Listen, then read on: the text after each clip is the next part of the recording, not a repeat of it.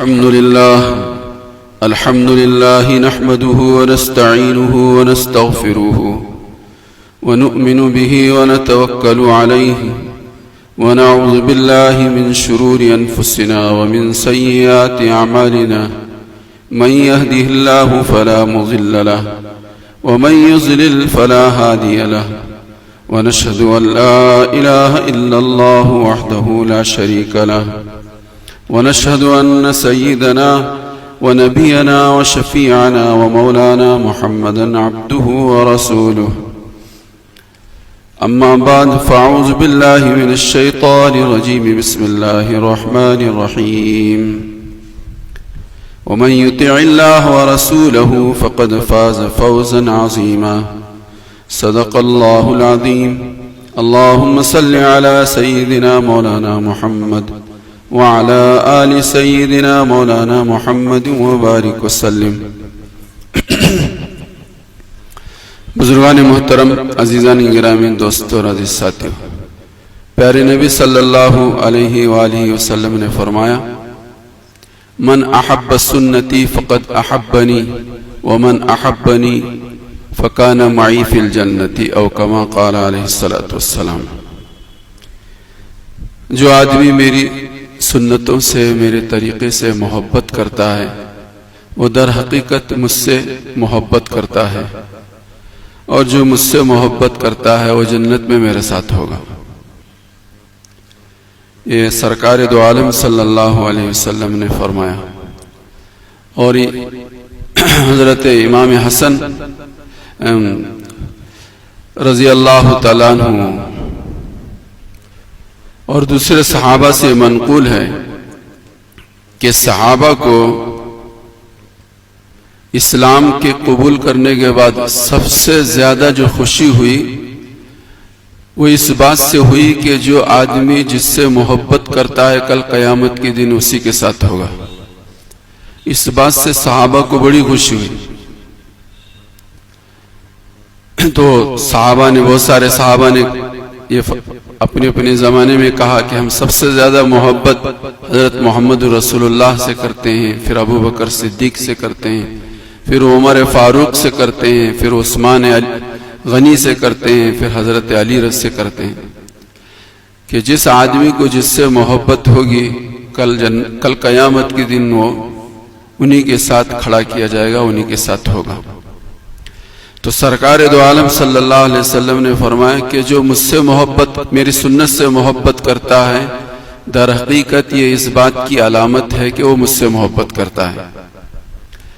سرکار سے محبت کرنے کی بڑی دلیل یہی ہے کہ وہ سنتوں پر اپنے آپ کو کھڑا کر دے، اور جو سنتوں پر کھڑا کرے گا وہ جنت میں بھی حضور کے ساتھ رہے گا. یہ سرکار دو عالم صلی اللہ علیہ وآلہ وسلم نے فرمایا. شاہ برار الحق صاحب رحمت اللہ علیہ فرمایا کرتے تھے کہ لوگوں، عزت کے ساتھ اور راحت کے ساتھ اور اجلت کے ساتھ جنت میں پہنچنا ہے تو اس کا ایک راستہ ہے. عزت کے ساتھ، راحت کے ساتھ اور اجلت کے ساتھ جنت میں جانا ہے تو اس کا ایک ہی راستہ ہے، اور وہ راستہ ہے سنت والا راستہ، پیارے نبی صلی اللہ علیہ وسلم کے طریقے پر چل کر. اور پھر اس کی تشریح فرمائی. عزت کے ساتھ کیا مطلب؟ دنیا کی زندگی باعزت گزرے گی اس کی، اپنے تو اپنے پرائے بھی اس کی تعظیم و توقیر کریں گے. جن کی زندگی میں رسول اللہ کے طریقے ہوں گے، جن کی زندگی میں رسول اللہ کی سنتیں ہوں گی، اپنے تو کریں گے ہی، پرائے لوگ بھی اس آدمی کی تعظیم کریں گے. تو عزت کے ساتھ اس کی دنیا کی زندگی گزرے گی کہ جس کی زندگی میں سنتیں بدرج اتم ہوں، یا کم از کم جتنی کر سکتا ہے، جن کے کرنے میں ایسی کچھ پریشانی نہ ہو، تو کم سے کم انہی سنتوں کو اپنی زندگی میں لانے کی کوشش کرے.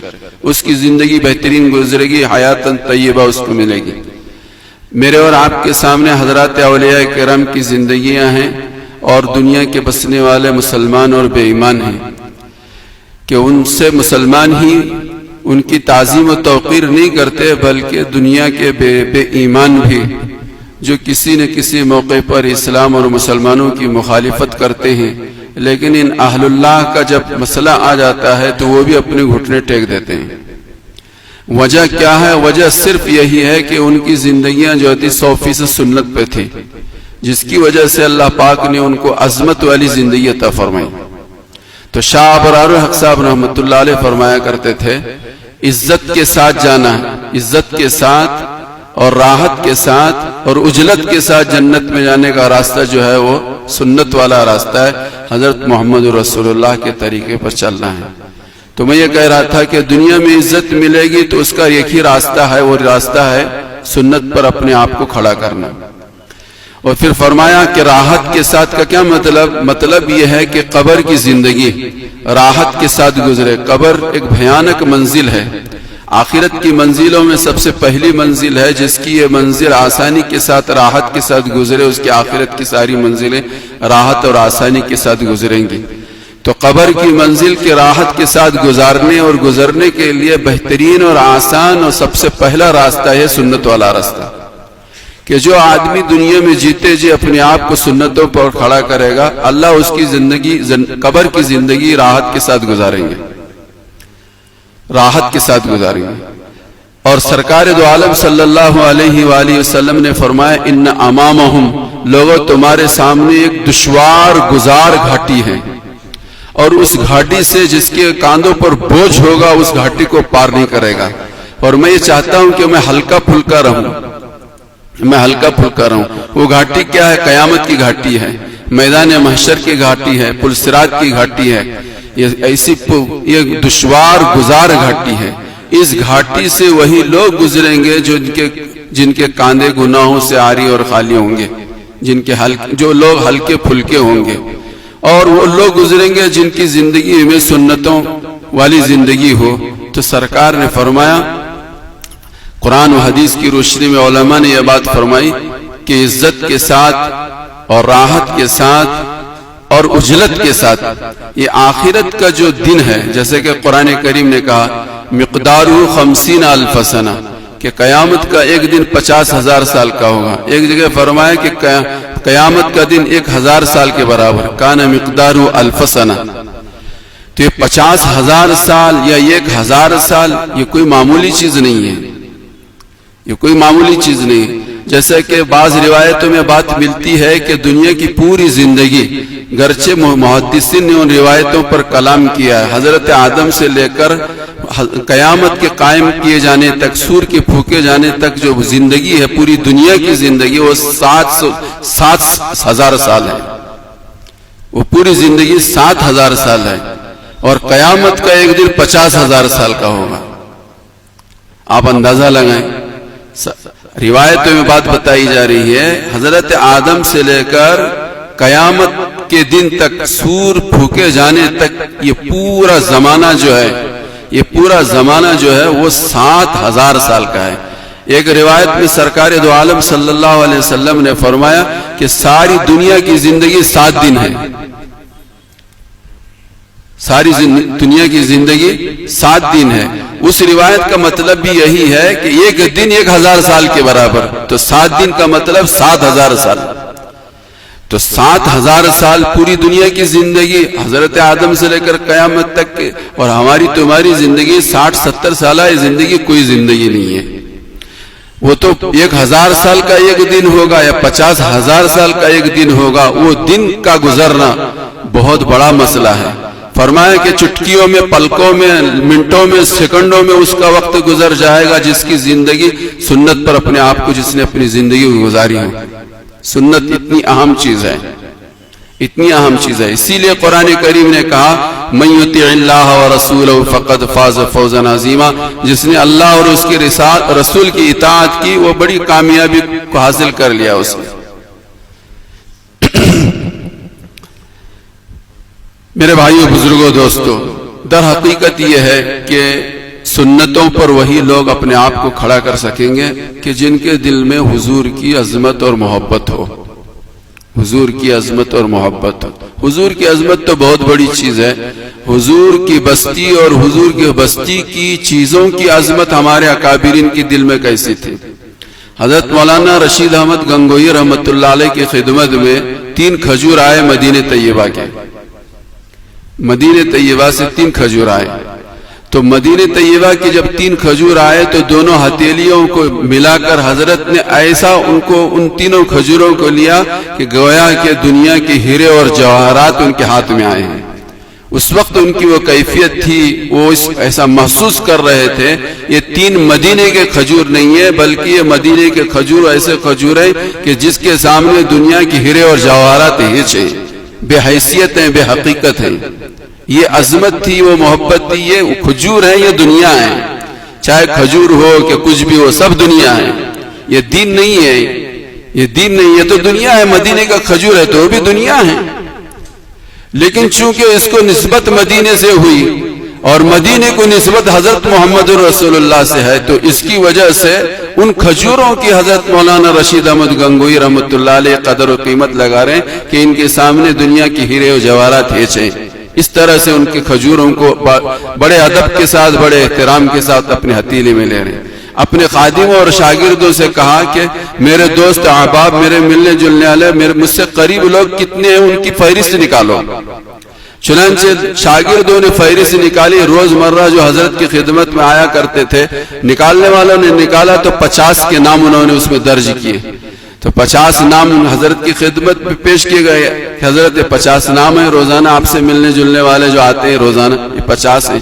تو فرمائے ان تینوں کھجوروں کے 50 ٹکڑے کرو اور ایک ایک میرے ملنے والے کو ایک ایک ٹکڑا. 3 کھجور ہیں, اس کے 50 ٹکڑے ہو رہے ہیں, ایک ایک ٹکڑا ایک ایک اپنے متعلقین میں پہنچایا جا رہا ہے. کسی شاگرد نے کہا حضرت یہ چھوٹے سے ٹکڑوں سے کیا ہوگا, یہ چھوٹے سے ٹکڑوں سے کیا ہوگا. حضرت کا رخ, چہرے کا رنگ بدل گیا. یہ مدینے کے کھجور ہیں, تم یہ کہتے ہو کہ اس کے چھوٹے سے ٹکڑے سے کیا ہوگا. اس کے بعد ضابطے کی ایک زمانے تک حضرت نے ان سے گفتگو نہیں کی. یہ کھجور دین نہیں ہے, یہ کھجور دنیا کی چیز ہے, لیکن اس کو مدینے سے نسبت ہو گئی اور مدینے کو رسول اللہ سے نسبت ہو گئی. تو جس کی عظمت اور جن کا اکرام, جن کا احترام یہ ہو رہا ہے, تو سرکار اور سرکار کے طریقوں کی عظمت اور محبت ہمارے اور آپ کے اور مسلمان کے دل میں کیسی ہونی چاہیے, اندازہ لگا سکتے ہیں. حضرت مولانا قاسم نانوتوی رحمۃ اللہ علیہ کے متعلق میں کئی مرتبہ آپ حضرات کی خدمت میں واقعہ بیان کر چکا ہوں کہ جب اکابرین کے ساتھ حج کے لیے سفر حج پر گئے, مدینہ طیبہ پہنچے, بیر علی تک پہنچے تھے, اور جہاں سے گنبد خضرا نظر آتا ہے, اونٹ سے کود کر زمین پر گرے اور اپنی جوتیاں نکال کر اپنے کجاوے میں رکھ کر پیدل چلنا بیر علی سے روزے اطہر تک بغیر چپل کے چلے, جبکہ وہ سلاخ زمین تھی. آج تو راستے بنے ہیں, وہ زمانہ یاد کیجئے جس زمانے میں راستے بنے ہوئے نہیں تھے. وہ سنگلاخ نوکیلے پتھر اور کنکریاں اس راستے میں ہوا کرتی تھی, اس پر چل کر جانا کوئی معمولی بات نہیں. اور یہ 8 کلومیٹر نہیں, ایک لمبا سفر ہے بیر علی سے روزے اطہر تک جانا.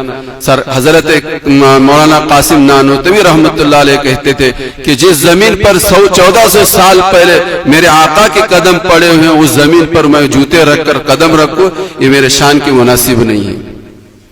یہ حضرت محمد رسول اللہ کے شان کے خلاف ہے. یہ عظمت تھی اس شہر کی چیزوں کی عظمت, شہر کی عظمت. تو رسول اللہ کی کیا عظمت ہے, رسول اللہ کے طریقوں کی کیا عظمت ہے. تو میرے بھائیو, بزرگوں, دوستو, قرآن اور حدیث کے اندر اس بات کی بڑی تاکید کی گئی ہے کہ ہم سب کو رسول اللہ کی سنتوں پر اپنے آپ کو کھڑا کرنا چاہیے. حضرت مولانا انور شاہ کشمیر رحمۃ اللہ علیہ بہت بڑے اللہ کے ولی, بہت بڑے عالم گزرے, بہت بڑے عالم گزرے. علماء نے حضرت مولانا جعفر صاحب نے کتاب لکھی, اس میں انہوں نے لکھا ہے کہ میں نے بہت سارے لوگوں کو دیکھا ہے کہ جن کو 1 لاکھ حدیث متن اور روایتوں کے ساتھ, راویوں کے ساتھ 1 لاکھ حدیثیں یاد ہیں. ایسے بہت سارے لوگ دیکھے ہیں, ایسے بہت سارے لوگ دیکھے ہیں جن کو سیاہ ستہ ازبر یاد ہے.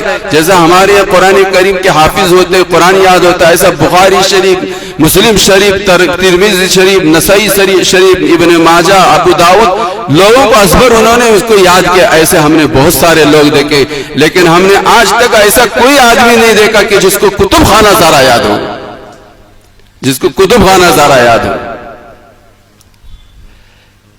اگر دشمنان اسلام انگریز ساری دیوبند کے سارے مکتب کو جلا کر خاک کر دے تو ساری کتابوں کی لکھنے کی صلاحیت انور شاہ کشمیری میں تھی, اپنے حافظے سے لکھنے کی صلاحیت تھی. ایسا بلا کا حافظہ اللہ نے دیا تھا, ایسا حافظہ دیا تھا. ساری زندگی قال اللہ و قال رسول میں گزاری.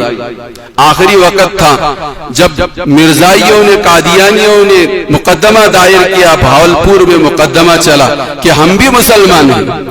جیسے امت مسلمہ کے اندر جماعتیں, مسلکیں ہیں, تنظیمیں ہیں, ایسے ہم بھی ایک مسلک ہیں, ہم بھی ایک جماعت ہیں. شافعی ہیں, حنبلی ہیں, مالکی ہیں, حنفیہ ہیں, ایسے ہم بھی ایک مسلک ہیں کہتے تھے وہ لوگ. لیکن وہ ایک مسلک نہیں, وہ دائرہ اسلام سے خارج ہیں. انہوں نے اپنے آپ کو مسلمانوں کا ایک فرقہ ثابت کرنے کی کوشش کی تھی. بھاولپور میں مقدمہ دائر تھا. اس زمانے میں حضرت انور شاہ کشمیری رحمۃ اللہ علیہ کو بواسیر کی شکایت تھی, خونی پیچس بواسیر کی شکایت تھی. مسلسل خون ٹپکتا تھا اور بالکل لاغر, دبلے اور پتلے اور نحیف ہو گئے تھے. اٹھ کے بیٹھ بھی نہیں سکتے تھے, بیٹھ بھی نہیں سکتے تھے. اور اسی بیماری میں ان کا انتقال ہوا. اتنے کمزور تھے, لیکن اسی بیماری کے زمانے میں اطلاع پہنچی کہ بھاولپور میں مقدمہ ہونے والا ہے اور آج ان کا فیصلہ ہونے والا ہے اور ختم نبوت کے سلسلے میں مسئلہ ہے. لوگوں کو, دوسرے لوگوں کو تیار کیا گیا تھا, لیکن حضرت نے کہا کہ قادیانی بڑے چالاک لوگ ہوتے ہیں, بڑے ہوشیار ہوتے ہیں, چال باز ہوتے ہیں. اگر خدا نہ کرے ان کی چال بازی کامیاب ہو گئی تو ختم نبوت کا مسئلہ کھٹائی میں پڑ جائے گا. حضرت نے اس موقع پر کہا تھا کہ اگر حضرت ختم نبوت کی ہم حفاظت نہ کر سکے تو گلی کے کتے سے بھی زیادہ ہم لوگ بدتر ہیں. جبکہ پوری زندگی قال اللہ و قال رسول بھی انہوں نے گزاری تھی. لیکن یہ موقع ایسا ہے, اس وقت ایسا آیا ہے کہ ختم نبوت کی حفاظت کرنا, اگر یہ ہمارا سب سے بڑا کام ہے. اگر ہم ختم نبوت کی حفاظت نہیں کرتے تو گلی کے کتے ہم سے اچھے ہیں. یہ وہ ان کا مقام تھا, یہ ان کی سوچ تھی. لیکن زندگیاں کیسی تھی؟ لوگ کہتے تھے کہ حضرت انور شاہ کشمیری کو دیکھ کر ہم ایک محسوس کرتے تھے کہ رسول اللہ کی سنت ہے, رسول اللہ کی سنت ہے, رسول اللہ کی سنت. کتاب دیکھنی نہیں پڑتی تھی لوگوں کو. جو حضرت مولانا انور شاہ کشمیری کرتے تھے تو سمجھو کہ وہی سنت رسول تھی, وہی سنت رسول تھی. چنانچہ روایت ان کی سیرت طیبہ میں بات لکھی ہوئی ہے. یہ سیرت طیبہ میں بات لکھی ہوئی ہے کہ حضرت انور شاہ کشمیری رحمت اللہ علیہ کھانے کے لیے جب بیٹھتے تھے تو دونوں ہاتھ استعمال کیا کرتے تھے. ہمارے ہاں تو ایک ہاتھ سے روٹی توڑ کے کھاتے ہیں, بہت سارے لوگ دونوں ہاتھ سے روٹی. لیکن سنت یہ ہے کہ بائیں ہاتھ میں روٹی پکڑے, سیدھے ہاتھ سے روٹی توڑ کر کھانا. یہ رسول اللہ کی سنت ہے. یہ سنت لوگوں کو, دیوبند کے لوگوں کو حضرت انور شاہ کشمیری کے عمل سے معلوم ہوئی. مسلمان تو اس کو کہتے ہیں کہ جس کے ہر عمل سے اس کے نبی کا طریقہ لوگوں کو معلوم ہو. نبی کا طریقہ لوگوں کے عمل سے, مسلمانوں کے عمل سے معلوم ہو. لوگ یہ کہتے تھے کہ ہم سمجھتے تھے کہ یہ رسول اللہ کی سنت ہے انور شاہ کشمیری کے اس عمل سے. اور انور شاہ کشمیری رحمت اللہ علیہ کا یہ معمول تھا کہ روٹی کے ٹکڑے چھوٹے چھوٹے توڑا کرتے تھے. تو لوگ سمجھتے تھے اس بات کو کہ یہ چھوٹے چھوٹے ٹکڑے توڑ کر کھانا یہ حضرت محمد رسول اللہ کی سنت ہے. حضرت مولانا انور شاہ کشمیری رحمت اللہ علیہ کے معمول سے, ان کے عمل سے لوگوں نے پہچانا کہ دونوں کھانے کے بعد دونوں ہاتھ دھو کر رومال سے پوچھنا یہ سنت نہیں ہے, بلکہ کھانا کھانے کے بعد ہاتھ دھو کر اپنے پیروں کے تلووں کو پوچھنا یہ رسول اللہ کی سنت ہے. یہ انور شاہ کشمیری نے دیوبند کے لوگوں کو بتایا. یہ کتاب پڑھ کر لوگوں کو نہیں معلوم ہوا, کتاب پڑھ کر نہیں معلوم ہوا. حضرت مولانا انور شاہ کشمیری, جیسے کہ میں نے ابھی بیماری کا تذکرہ فرمایا, اسی بیماری میں انتقال ہوا. اس وقت ان کے عصر کے بعد اور مغرب کے بعد ان کی زندگی کے آخری اوقات تھے اور نزا کی حالت تھی. وقفے سے پانی طلب کرتے تھے, چند گھوٹ پانی پیتے تھے اور پھر اسی پانی کے اندر اپنی انگلیاں ڈال کر کبھی اپنے چہرے پر ملتے تھے اور کبھی سینے پر ملتے تھے. اس سے لوگوں کو معلوم ہوا کہ رسول اللہ کی سنت ہے. ہم تو آج بے ہوش ہوتے ہیں, ہوش ہی نہیں رہتا ہم کو. جانکنی کے عالم میں. لیکن جو لوگ سنت اور اچھی زندگی حیات طیبہ زندگی گزارتے ہیں ان کی فہم، ان کی عقل، ان کا دل و دماغ ان کی زندگی آخری گھڑیوں میں بھی صحیح سلامت رہتا ہے. اور بالخصوص قرآن کا جو خوب قرآن کی تلاوت کرتے ہیں، دیکھ کر تلاوت کرتے ہیں، آخری وقت تک ان کا دماغ، ان کی عقل صحیح کام کرتی ہے، صحیح کام کرتی ہے. تو حضرت مولانا انور شاہ کشمیری رحمت اللہ علیہ کی 44 سال عمر ہو گئی، نکاح نہیں کیا انہوں نے، عمر 44 سال ہو گئی تھی. اتنا بڑا آدمی ہے. بزرگان ہمارے اکابرین دیوبند نے ترغیب دلائی کہ حضرت آپ کی عمر 44 سال کی ہو گئی، اب تک آپ نے نکاح نہیں کیا ہے. تو فرمایا کہ ہاں نکاح کرنے کا ارادہ ہے، سیدہ ہو بیوہ ہو اس سے نکاح کروں گا، سیدہ بھی ہو اور بیوہ ہو. کہ حضرت محمد رسول اللہ صلی اللہ علیہ وسلم نے سب سے پہلا نکاح جو کیا تھا حضرت خدیجۃ الکبریٰ، وہ سیدہ بھی تھی اور بیوہ بھی تھی. چنانچہ اس کے بعد رشتہ تلاش کیا گیا تو ایک سیدہ اور بیوہ سے نکاح ہوا. حضرت مولانا رشید احمد گنگوہی رحمت اللہ علیہ کی بہن تھی، ہمشیرہ تھی، 90 سال ان کی عمر ہو گئی تھی، 90 سال کی عمر میں بیوہ ہو گئی. مولانا رشید احمد گنگوہی رحمت اللہ علیہ کی بہن، اس کی عمر کتنی سال؟ 90 سال عمر ہو گئی تھی، 90 سال کی عمر میں بیوہ ہو گئی. مولانا رشید احمد گنگوہی رحمت اللہ علیہ بہن کے پاس پہنچے، بہن جی رسول اللہ کی ایک سنت کو زندہ کرنے کا پیغام تمہارے خدمت میں لے کر آیا ہوں. سرکار نے یہ فرمایا ہے، قرآن نے اس کی ہدایت دی ہے کہ بیواؤں کے نکاح کرو. اس سے پہلے تک، اس مسئلے کے اٹھانے سے پہلے، مولانا رشید احمد گنگوہی رحمت اللہ علیہ کے اس مسئلے کو کھڑا کرنے سے پہلے تک ہندوستان کے اندر بیواؤں کا نکاح نہیں ہوتا تھا. ہندوانہ رواج سے متاثر تھے. سب سے پہلے مولانا رشید احمد گنگوہی رحمت اللہ علیہ 90 سال کی بہن کی خدمت میں پہنچے اور یہ پیغام لے کر پہنچے. جب پیغام مولانا رشید احمد گنگوہی نے اپنے بہن کے سامنے سنایا تو مولانا کی بہن رونے لگ گئی. میری عمر کیا ہے اب، میری یہ عمر میں عموماً عورتیں نکاح کرنا پسند نہیں کرتی اور ان کو ضرورت بھی نہیں رہتی نکاح کی، لیکن ایک سنت کو زندہ کرنا ہے. حضرت مولانا رشید احمد گنگوہی رحمت اللہ علیہ نے بہن کے اس رونے کو دیکھا تو اپنی پگڑی اتاری، بہن کے قدموں میں رکھا، تو پھر کہا کہ رشید احمد گنگوہی تو میرے ذریعے سے ایک سنت کو زندہ کرنا چاہتا ہے تو میں بھی اجازت دیتی ہوں، میرا نکاح کر. حالانکہ نکاح کی ضرورت نہیں تھی، نکاح کی ضرورت نہیں تھی. تو میرے بھائیوں، بزرگوں، دوستو، میں اس بات پر آپ کے سامنے بات شروع کیا تھا کہ سرکار مدینہ محمد عربی صلی اللہ علیہ وآلہ وسلم نے فرمایا، من احب سنتی فقد احبنی ومن احبنی فکان معی فی الجنتی. جو میری سنتوں سے محبت کرے گا در حقیقت وہ مجھ سے محبت کرنے والا ہے، اور جو مجھ سے محبت کرتا ہے وہ کل قیامت کے دن جنت میں میرے ساتھ ہوگا. اس وقت آپ حضرات کی خدمت میں مختصر طور پر یہی کہنا ہے، جتنا ہم سنتوں کو کر سکتے ہیں آسانی کے ساتھ، کم از کم ان سنتوں کو ہم اپنانے کی کوشش کریں. سونے اور جاگنے کی سنتیں، کھانے اور پینے کی سنتیں، مسجد میں آنے جانے کی سنتیں، بیت الخلا جانے آنے کی سنتیں، کپڑے پہننے کی سنتیں، گھر میں داخل اور گھر میں سے نکلنے کی سنتیں. علماء نے یہ بات لکھی ہے، آج کے اس پرفتن زمانے کے اندر کشتی نوح اگر ہے تو وہ رسول اللہ کی سنتیں ہیں. اللہ مجھے اور آپ کو سب کو سمجھنے کی توفیق دے. سنتیں پڑھ